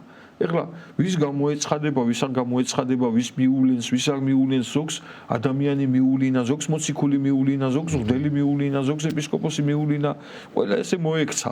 ღმერთი ამას თვითონ წვიტავს. ის იყო პავლე. პავლე მოციქული იყო და მას შემდეგ ჩვენ ნახეთ რამხელა ღვაწლი მოიღო პავლემ, რამხელა თავმოციქული გახდა. მას სიცოცხლეში უფალი არ უნახავს, ანუ კუდრეთით აღდგომამდე მერე გამოეცხადა უფალი. ის არ იყო მანამდე მოციქული. ის მე-13 მოციქულად იწოდება პავლე, ხო? მატათა შევიდა იუდას მაგებად. და თავმოციქული გახდა. ანუ ასე უნება ანანიას, აქ მიაქციოს ამ ადამიანმა ყურადღება, ჭური რჩეული მიპოვიეს და მონათლე. ანუ მის შინაგანს ხედავდა ღმერთი და ამიტომ მოუწოდა. კი. ეს ის ყველას როგორ მოუწოდებს, მაგრამ არავინ არ იცის და ვისაც არ უწოდებს, ესე იგი ღმერთი ფუჭად არ დამაშრალობს. ესეთი გამოთქმა არის. ანუ იქ სადაც არ მოექცევა, არ მიიღებს, იქ არ მიდის, ესე ვთქვათ. იქ მიავლენს, სადაც არის გამოხსნა, სადაც არის მისი მიღება, მიმღეობა და ჩვენ ვიცით აგეო პავლე მიიღო და მოინათლა, მახვა დაიწყო იმ დღესვე. შედეგი გამოიღო, მაცხოვრის გამოცხადება. კეთილი. ესეთი კითხვა არის, ესე იგი 64-ში ადამი და ევას დროს გველი რომ დაუშვა უფალმა, ეს ვიციო, მაგრამ მაინტერესებს, რატომ დაუშვაო? ამით ადამ და ევას ტესტი ხომ არ ჩაუტარაო? ღმერთმა თუ შექმნა, გამოდის მან იცოდა ვინ შექმნა, ხომ? ანუ კიდევ გამოცდა და ტესტი რატომ ჩაუტარა? შეიძლება ადამიანმა რამე გამოიგონოს და შემდეგ ტესტი ჩაატარო, რამდენად გამართლებულია და ასე შემდეგ, მაგრამ აქ ხომ ღვთაებრივ ღმერთზე არის საუბარიო. აბსოლუტურად არასწორად არის ამ ადამიანის მიერ გაგებული ეს მდგომარეობა, არ არის სწორად გაგებული და მე შევეცდები სწორად წმინდა მამათა სწავლებით, რა თქმა უნდა, დავანახო ეს სწორი მდგომარეობა და მიდგომა ამისა. ჯერ ერთი იმით დავიწყებ, რომ თუ აი დაუკვირდეთ უბრალოდ რა, აი წმინდა მამები როგორ ხსნიან ამ პროცესს, რომ ესეთი კითხვა ისმის. და ლოგიკური შეიძლება თუ დავფიქრდებით რომ აი წარმოგიდგენთ ეხა კაცობრიობა შეიქმნა და პირდაპირ ვიტყვით რომ კაცობრიობის უმთავრესი ნაწილი ჯოჯოხეთში წავიდა და მიდის დღესაც გზა ვიწროა და მცირედი ვლედან ამ გზაზე ხო უფალი ამბობს ნუ გეშინიათ მცირეცა მაგას სამწოსა რამე თუ მემიძლებიე სოფელსა და მცირე არის და რა თქმა უნდა ეს ხონების გზა ანუ ვინც აირჩია მცირე ნაწილია ეს უფლის განჩინება კი არ იყო რომ მცირედნი გადარჩებოდნენ კი ბრძანა და არ იქა ეს ცოტა ხალხი გადაარჩინეს უბრალოდ მან წინასწარ თქვა რომ მცირედი აირჩევდნენ ამ გზას და მცირედი ივლიდნენ ამ გზაზე გესმით ხო და აი ესეთი კითხვა დაისვა თქვა აი რისთვის შექმნა ადამიანი უფალმა თუ იცოდა რომ ის დაეცემოდა ადამიანი და გამოიწვევდა ასეთ რთულ მდგომარეობას და კაცობრიობის მთელი ეს წლესაუკუნეები მთელი ეს კაცობრიობის თაობები ჯოჯოხეთში წავიდოდნენ და ვერ სხონდებოდნენ მაგრამ ეგ მაგათი პირადინება იყო ნებისმიერი ადამიანის ჯოჯოხეთში წასვლა ეს არის მისი პირადი არჩევანი არა ღვთის განჩინება ესე ვთქვათ გესმით მათ თავზე და ეს შეგვიძლია წარმოვიდგინოთ ერთ ადამიანზე შეიძლება წარმოვიდგინოთ ერებზეც განვავრცოთ და სხვა ჯგუფებზე ადამიანის ჯგუფებზე და დაუფიქრდეთ ერთ რაღაცას ახლა რომ აი ღმერთმა ადამიანის შექმნა რისთვის სიყვარულის შექმნა ხო ჩვენ შვილი რისთვის გვყავს თქვა აი ცოლი რომ მოგყავს და შვილი რომ გვიჩდება რამე ესე ვთქვათ ჩანაფიქრი გვაქვს რომ ახლა შვილი რომ მეყოლება მე გაიზრდება მე მომიulis რაღაცა ესეთი აბსოლუტურად არცით მშობელს არ აქვს ესეთი ჩანაფიქრი ნორმალურს რა თქმა უნდა ყველას გვაქვს რომ გვიყვარს შვილი და ბედნიერი ვართ მისი ბედნიერებით ჩვენ და უფალმაც ადამიანის შექმნა სიყვარულით და ბედნიერებისთვის შექმნა თავის მსგავსად და ხატად და ეს ბედნიერება და სიყვარული მიანიჭა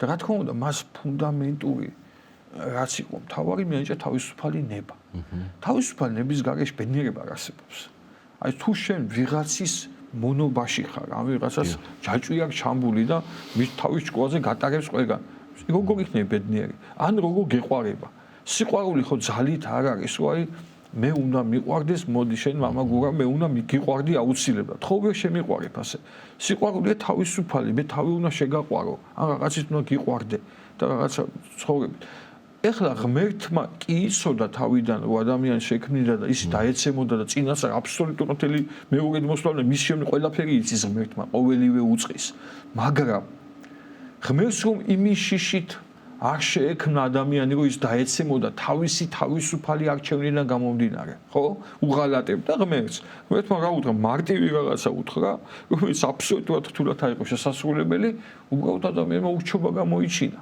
ამ პარტავნება გამოიჩინა და ის მაქვს უსმინა არ უნდა ესმინა მისთვის და ღმერთს რომ ადამიანი არ შეექმნა ამის შიშით რომ ის დაეცემოდა შიში გამოის რაღაცაში დაბკოლდი ესე იგი ღმერთი სიკეთეში დაბკოლებულა ადამიანი ხო სიკეთით შექმნა, სიყვარულით შექმნა.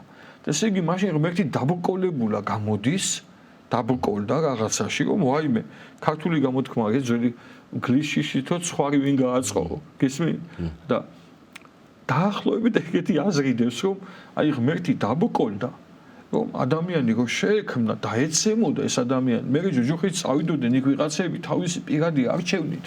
და ეხლა ჩვენ ვთქვათ რომ აი მეცოლს არ მოვიყვან შვილი არ მინდა რომ რა ვიცი ღამე არ მოვივიდეს იმ ბავშვს ან გაიზარდოს სული ჯოჯოხეთში არ წავიდეს ესე ვინმე ფიქრობს საერთოდ ჩვენ ვფიქრობთ შვილი გვყავდეს გავზარდოთ ღირსეულები და გვიხარია მისი მყოფობა აბსოლუტურად ესია ხო ნორმალური გაგებით ღმერთმაც იგივე გაგებით შექმნა ადამიანი და ის რო არ შეექმნა გესმით და ჯერ არავინ არაფრის გამოცდა ღმერთს არ ჭირდებოდა სამოთხეში უბრალოდ ადამიანის თავისუფალი ნების რეალიზაცია უნდა მომხდარიყო.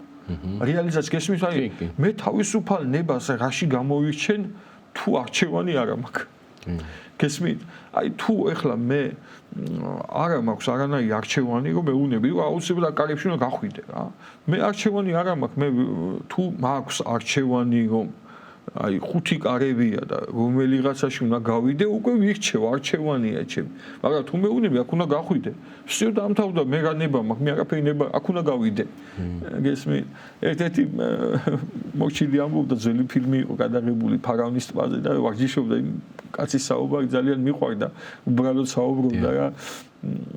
ეს მოჩილებაში იყო ეს კაცის ნაციხარი ადამიანი იყო და სულიერად მოსული.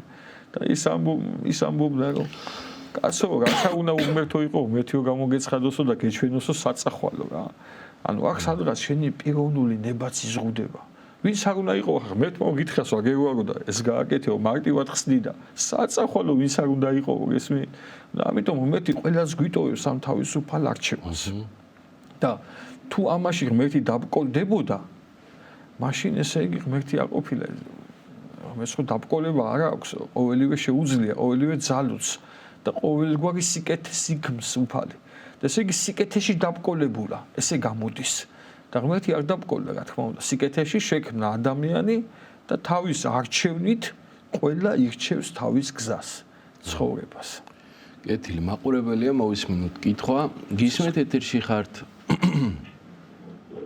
მოგესალმებით პატივისცემით გაიხარეთ ეს შეკითხვაც არის და სურვილი რატომ არ შეიძლება რომ ეს ლოცვები და წირვა ლოცვას ეკლესიებში ჩატარდეს თანამედროვე ქართულ ლიტერატურულ ენაზე ანუ გულისხმობს ლიტურგიკულ საკითხავებს რომელიც არის ძველი ქართული ენით გამოითქმის ნუსხახუცურით არის იწერება და ჩვენ ვიცით სამი დამწერლობა გვაქვს ხედრული ნუსხახუცური და ასომთავრული და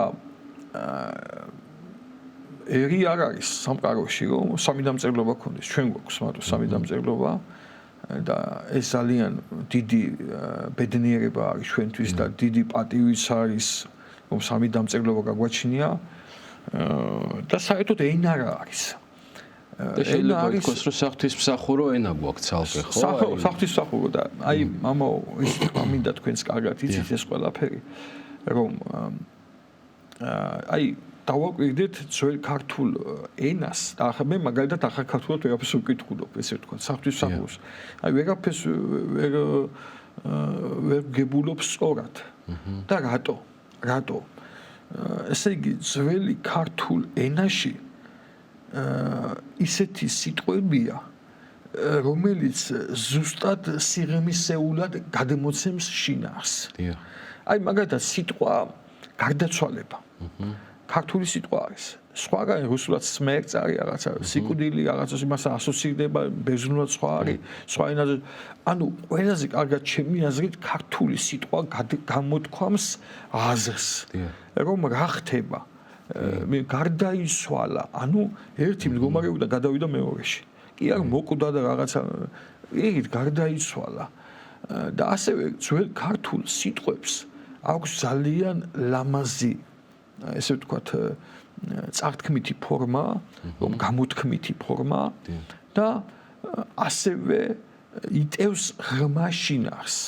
აი ამაშია საქმე და ამიტომ დავტოვეთ ჩვენ და ეკლესიამ დატოვეს ძველი ქართული ენა იმის გამო, რომ ის გადმოცემს კარგად შინაარს და ზუსტად და ჩვენი წინაპრები, აი ათონელი მამები, ვისგანაც მოდის ხო ეს მთელი კულტურა, მთელი აღმავთ, აოკლაჯეთის მამები და ასე შემდეგ. ისინი ამენაზე და ასეთი დიალექტით საუბრობდნენ და ჩვენც ამას ღებულობთ როგორც საუნჯეს.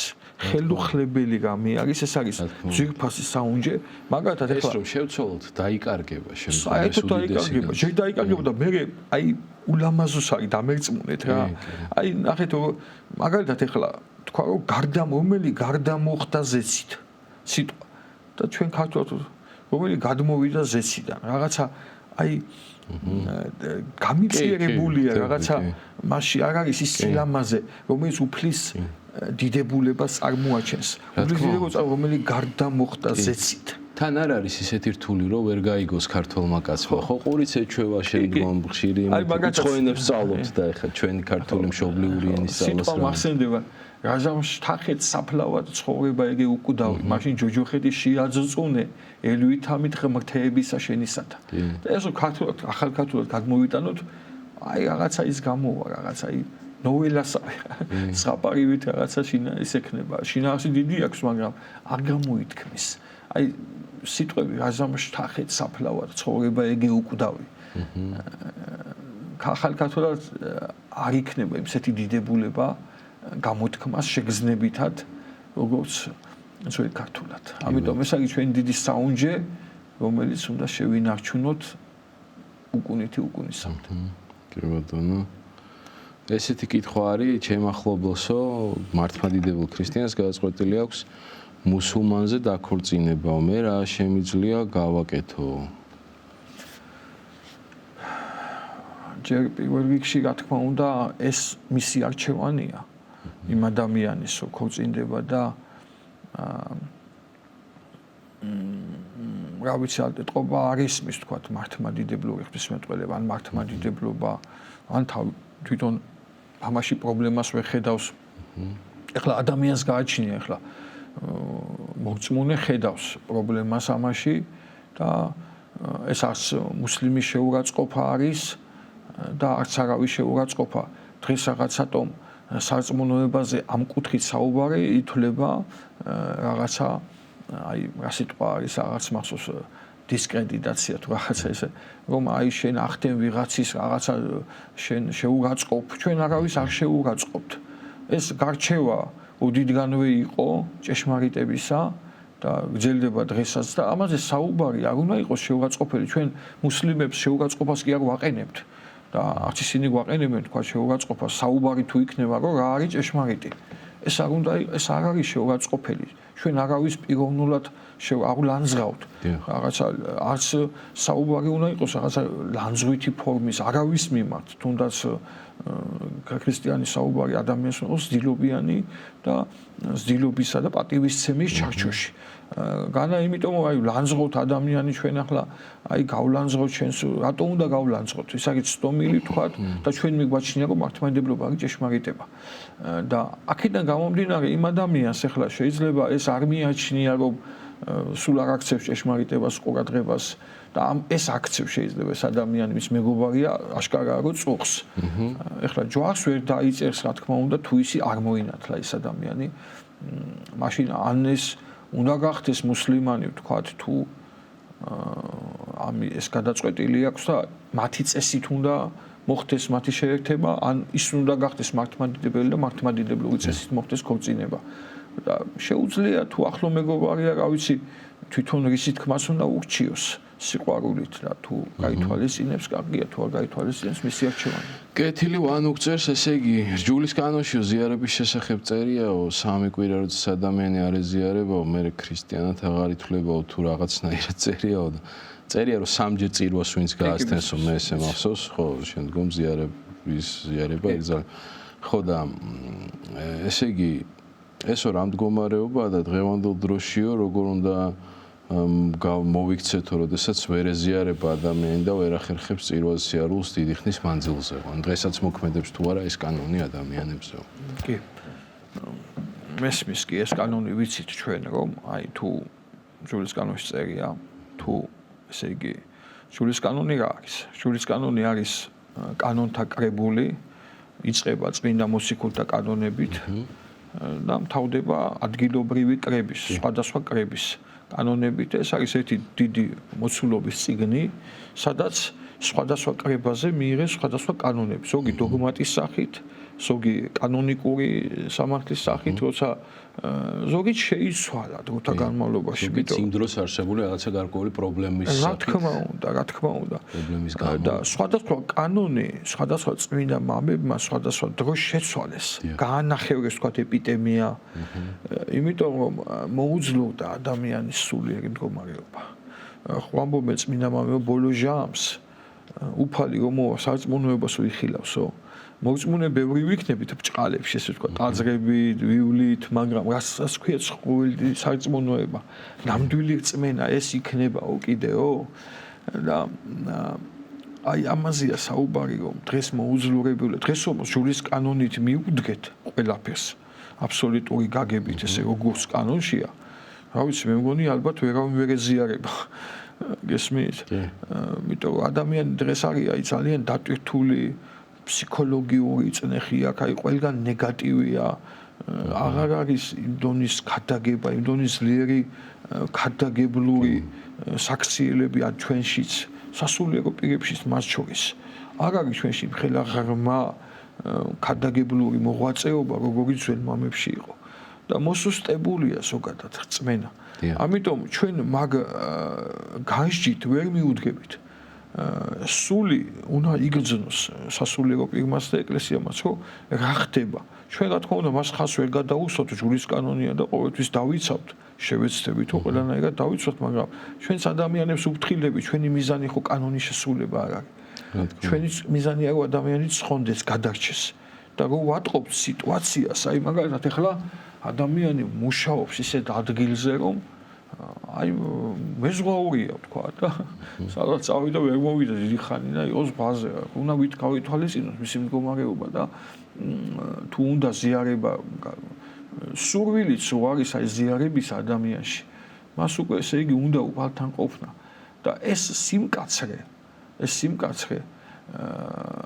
მაშინ იჩენდნენ მამები როცა ეს დასაცველი იყო როცა ადამიანი ძლიერი იყო წმენაში და როცა ამას განცხრა აღბევდა და რაღაცა მაშინ უფრო სიმკაცრე ეხლა დღეს უკვე ინდივიდუალურია და ამის დამტევნელობა ქონდა იმ ადამიანს დამტევნელობა რა თქმა უნდა ეხლა ისედაც არის ზიარებიან და კიდევ ზიარებლობა რო უთხრა კი რა თქმა უნდა არც ზიარების გაუბრალოება შეიძლება ეხლა არც ზიარების გაუბრალოება მღვდელმა მიუშვას ყველა არიქა ყველა ეზიარეთ მოდით და ღია კარები ესე ვთქვა არც ეს შეიძლება რა თქმა უნდა ეს ლიბერალური ხედვა არის და ადამიანის დაღუპვას გამოიწვევს რა თქმა უნდა მამაგურამ თქვენ ამას არ გულისხმობთ და არც შეიძლება რომ ახლა ჩვენ ახლა ესე სრული ესე ჯურის კანონი დავიდვათ მოგდოლებმა და არიქა ამის მიხედვით ახლა მოვიკითხოთ ვინ სად რა როგორ გააკეთა ეს არის სინანულის მიხედვით მისი რომარეობის მიხედვით და ჩვენ გვინდა გადარჩენა ადამიანის გადაშოვის ერთი პატერი კი მახსენდება წმინდა პაისი ათონელთან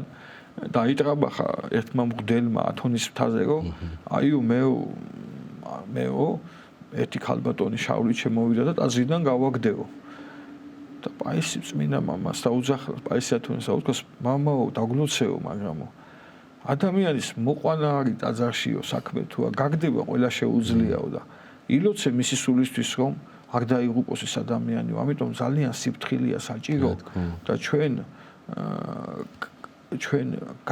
ყველა წმინდა მამის კანონების მაგიტომ შეიქმნა რომ ადამიანის გადარჩენისთვის განა ისინი ახლა მე რომ ჯურის კანონზე მაღლა ვდგები არა უბრალოდ ისინიც ყოფილიყო ის მამები ამ ეპოქაში ისინიც ესე ვთქვათ მოშიარბილებდნენ ან კანონს რა თქმა ახლა უამრავი ადამიანი არის კომუნისტების დროს გარდაცვლილი წესით ახლა ჯურის კანონი გამოვიკლე წესი არავის არ უნდა აგებულიყო იქ ზოგმა რაღაცა ეკლესიურად არავინ არ ცხოვრობდა ესე ვთქვათ მაგრამ ჩვენ უგებს წეს ჩვენ ვაპატიოსნებთ რომ ვითვალისწინებთ ეპოქის მდგომარეობას ეპოქის ჟამს და ამას რა თქმა უნდა აუცილებლად უფალიც გაითვალისწინებდა და გაითვალისწინებს ღმერთი ხო სიყვარულია ყოველთა გადარჩენა ხო უნდა უფალს ამიტომ ჩვენ ესე ხისტად კანონით ვერ ვიმოქმედებს იმის თქმა მინდა რომ აქ წერია და აუცილებლად ინდივიდუალურია ანუ შეიძლება ზოგს უთხრა კიდევაც რომ შენ ქალაქში იყავი 3 დღე და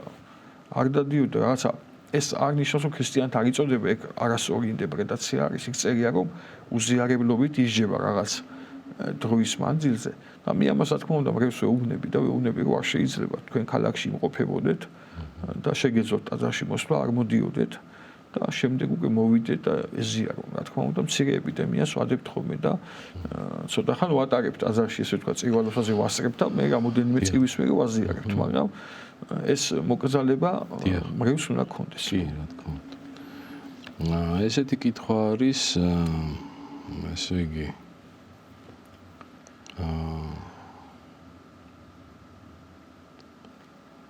როდესაც მოგინდება ლოცვა დღის ნებისმიერ დროს რა ჯობია რომ წაიკითხო და კიდევ რა დროს უნდა დავანთოთ 12 სახარების სანთელი. იცოცხლეთ. დღის ნებისმიერი დროის ლოცვა არის ესა. იესოს ლოცვა. ყველაზე ძლიერი და ყველაზე ესე ვთქვათ, მოკლე გზა ცხონებაში. რატო? აი იესოს ლოცვა რატო არის ყველაზე ის? აი ის შეგიძლიათ დღის ნებისმიერ მონაკვეთში თქვათ მარტივად.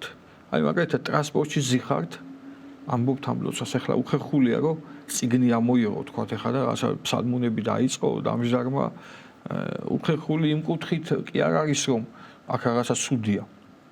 უბრალოდ ზოგი ლოცვა არის ფეხსადგომით თქმება, ზოგი შეიძლება საზოგადოებაში რაღაცა ისე წარმოჩნდეს, რაღაცა მოხიბლულად ან რაღაცა გესმით, ახლა ყველგან ლოცვა ხო არ შეიძლება, ახლა თქვათ ზოგი შეიძლება ზღვაზე იყოს, ზღვაზე ხო არ აიჭერს და ილოცებ, ყველა შესაბამისი ადგილი და მომზადება უნდა, მაგრამ ამის ლოცვა ყველგან შეგიძლიათ.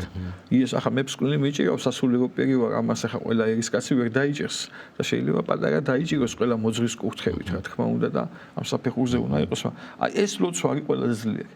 ყველგან სადაც ახვალთ მარტივად იზახეთ უფალო შეგვიწყალენ, უფალო შეგვიწყალენ. უფალო იესო ქრისტეს ზეუღთისაო შემიწყალე მეცოდვილი. ეს იქნება თქვენთვის ყველაზე შეწევნა ყველა საკითხში. აი სადაც აუგან წავიდე, რუსავან წავიდე, იესოს ლოცვა თქვან და ეს მათ სულს მოალბობს და სწორგზაზე ატარებს. კეთილი, ესეთ კითხვა არის, მოსწავლემ დამისვაო ეს კითხვა და ვერ უპასუხეო რუსუდან იგრძერს. ადამ და ევას რომ არ შეეცოდათ, კაცობრიობა როგორ გამრავლდებოდაო? კაცობრიობა ეს ღმერთმა უწყისეს როგორ იქნებოდა. გესმით? ეს არის საიდუმლო. და ზუსტად ესე წერია, რომ ღმერთმა უწყოდა ეს როგორ მოხდებოდა და რა მოხდებოდა და როგორ განვითარდებოდა ყველაფერი. და ამაზე ჩვენ პასუხი ამ წუთში არ აქვს, ეს ასე არ მომხდარიყო, ეს როგორ მოხდებოდა. გესმით? ეს არის საიდუმლო, ეს ღვთის განგებულება არის. ხო, როგორ გამოხდება. კი ბატონო, თაკო გწერს, მეორედ მოსვლის დროს თუ იქნება საყოველთაო განკითხვა. ისინიც განიკითხებიან, ვინც უკვე 60-ში მოხვდა და თუ ექნებათ ცხონების შესაძლებლობა ჯოჯოხეთში მოხვედრილთა სულებსო. რა თქმა უნდა, კი. ანუ როგორ არის ახლა თიცით? იქ წერია რომ ბოლო ჟამს, როცა უფალი მოვა, ორად გაყოფსო სამყაროსო. ერთ ნაწილს ეტყვით, მოვიდით კურთხეულო მამისა ჩემისანო და დაემკვიდრეთ თქვენთვის გამზადებული სასუფეველი.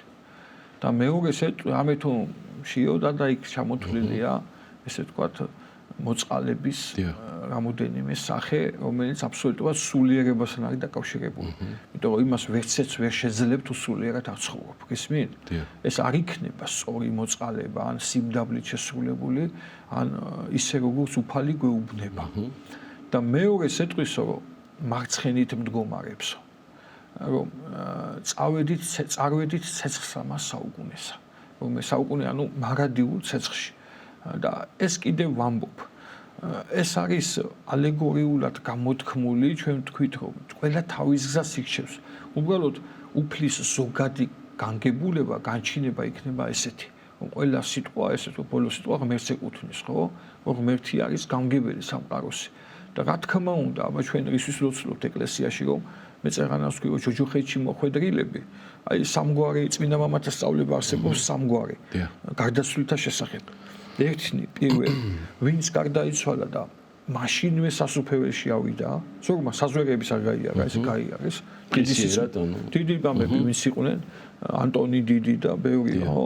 აი ვინც საზვერები გაიარა და პირდაპირ სასუფეველში მოხვდა და ისინი პირდაპირ წმინდანები არიან, მათ არაფერი პირიქით ლოცულობენ, აქეთ ანგელოზები არიან და შეწევნას კაცობრიობის მიმართ ამჟღავნებენ და მოქმედებენ შეწევნით და მეორენი არიან ვინც იყვნენ ღვთისმგმობელები, ვინც იყვნენ აი მწვალებლები, ეკლესიის ესე დამანგრევლები, სულიწმინდის მგმობელები და ეს აშკარა გმობელები ღვთისა, აშკარად, აი აშკარად კაცობრიობის წინაშე დანაშაული ჩაიდინეს, რომ ხალხის დიდი რაოდენობა და წარწმინდეს სწავლებით და ასე შემდეგ და ასე შემდეგ.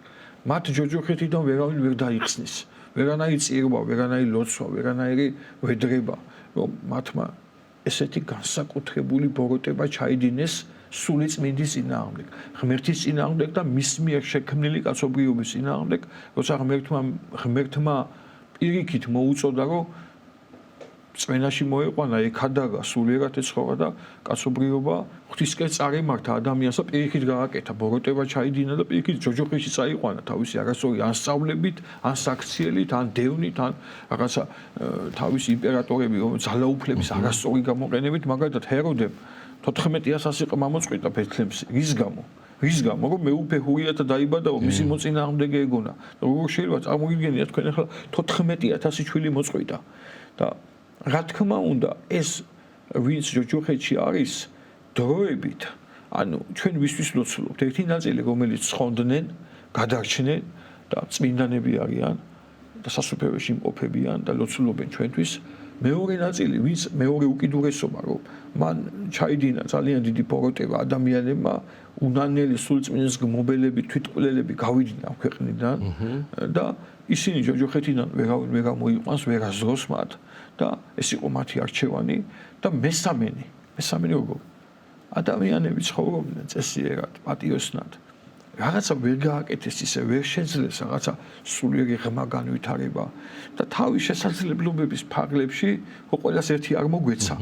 რაღაცა შეძლეს, კეთილები იყვნენ, ეკლესია უყვარდათ, მოძღვარი უყვარდათ, ღმერთი უყვარდათ, პატივისცემელი იყვნენ ამ ყველაფრისა და აი ესეთი ადამიანები შეიძლება წავიდნენ ჯოჯოხეთში რაღაც დროის მანძილზე და შემდეგ იქ რა თქმა უნდა რომ ნახავენ ჭეშმარიტებას შეინანებენ თვითონაც სურვილი გაუჩნდებათ რომ სიკეთის ყოფილები რომ ღმერთს არ ეწინააღმდეგებოდნენ ამ ქვეყანაზე, მაგრამ 8 წელი ვერ მოასწრეს, 8 წელი და ისე გარდაიცვალენ და ჩვენ მათთვის ლოცულობ, ეკლესია ვისთვის ლოცულობს.